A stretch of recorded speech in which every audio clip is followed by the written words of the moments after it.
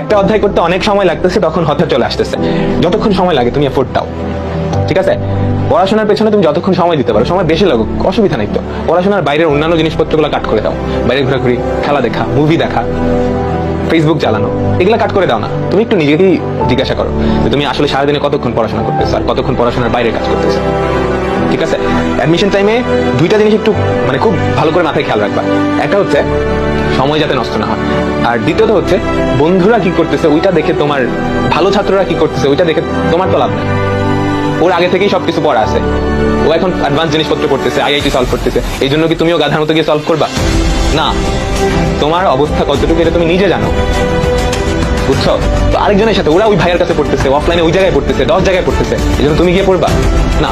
কত বছর এই ভাইয়ের কাছে পড়ে এই জায়গায় টপ করছে, ওই জায়গায় টপ করছে, এটা কিন্তু এরকম না। টপ করছে ও নিজের কারণে, ও নিজে পড়ছে, এটা বুঝছো?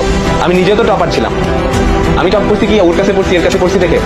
আমি নিজে পড়ছি, এই জন্য নিজের পড়াটা সবচেয়ে গুরুত্বপূর্ণ, ঠিক আছে?